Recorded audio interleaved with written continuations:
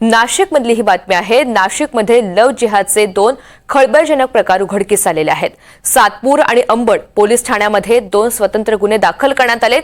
खरी ओळख लपवून पीडित महिलांशी संबंध ठेवत लग्न आणि नोकरीच्या आमिषाने त्यांच्यावर अत्याचार केल्याचं समोर आलंय। पीडित महिलांनी तक्रारी दिल्यानंतर तपास सुरू आहे।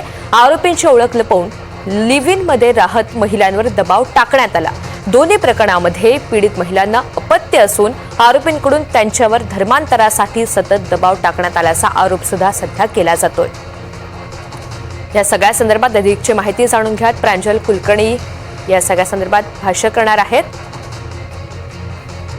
नाशिक शहरामधील सातपूर आणि अंबड पोलीस स्टेशनमध्ये प्रत्येकी एक असे 2 गुन्हे दाखल झाले आणि या दोन्ही गुन्ह्यामध्ये जे आरोपी आहेत त्या आरोपींनी काही महिलांबरोबर म्हणजे लिव्ह इनमध्ये राहत होते आणि ते राहत असताना त्यांना अपत्यप्राप्ती पण झाली आणि त्यानंतर धर्मपरिवर्तन करण्याचा त्यांना जबरदस्ती केली गेली। तसेच दोन्ही प्रकरणांमध्ये जबरदस्तीने शरीर संबंध केल्याचा आरोप आहे।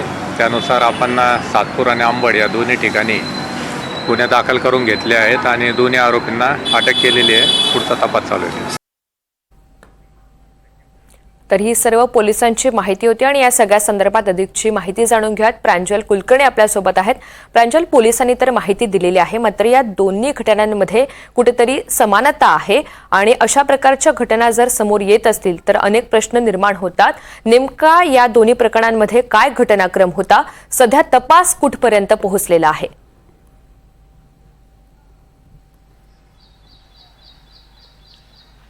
ऋतुजा, एकीकडे धर्मांतर कायद्यावरती चर्चा ही सुरू आहे। हा कायदा कितपत गरजेचा आहे यावरती खरं तर बोललं जात आहे आणि त्यातच दुसरीकडे नाशिकमधील खरं तर या 2 ज्या घटना आहेत त्या निश्चितच धक्कादायक खळबळजनक अशा या घटना आहेत।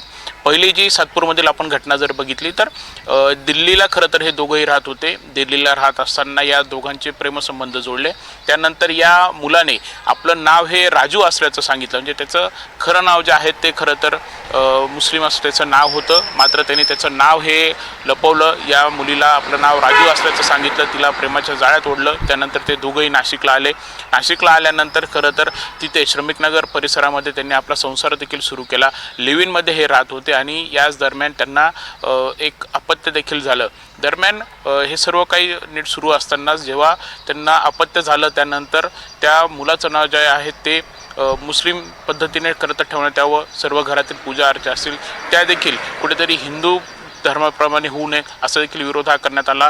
त्यानंतर या मुलीला खरं तर धर्मांतरण करण्यास देखील भाग हे पाडलं जात होतं आणि या सर्व घटनेबाबत म्हणजे दिल्लीहून आपण इकडे तर आलो आहेत, मात्र आता परत जायचं कसं, त्याच्यावर संसार देखील करायचा नाही आहेत असं सर्व घरामध्ये वाद हे सुरू झाल्यानंतर या मुलीने हा सर्व प्रकार जे आहे ते याच कॉलनीतील काही मुलांना स्थानिकांना सांगितलं आणि त्यानंतर हा सर्व प्रकरण उघडकीस आलं। या मुलीने सातपूर पोलिसांकडे धाव घेतली आणि आपली तक्रार ही दाखल करताच हा गुन्हा दाखल झालेला आहे।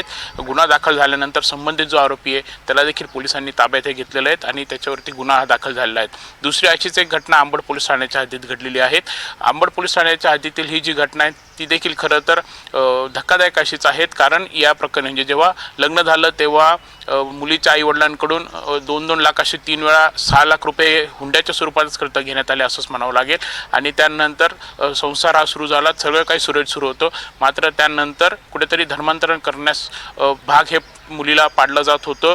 विशेष म्हणजे जेव्हा मुलगी झाली त्या मुलीचं देखील नाव जे आहे ते बदलण्यात यावं असं सांगण्यात आलं। विशेष म्हणजे कुठेतरी तुझ्या आईवडिलांची जी प्रॉपर्टी आहे ती माझ्या नावावर करून दे असं सांगण्यात आलं आणि एवढंच नाही तर थेट चॉपरचं देखील धाक दाखवण्यात आला। तिच्या आईवडिलांना देखील धमकवण्यात आलं।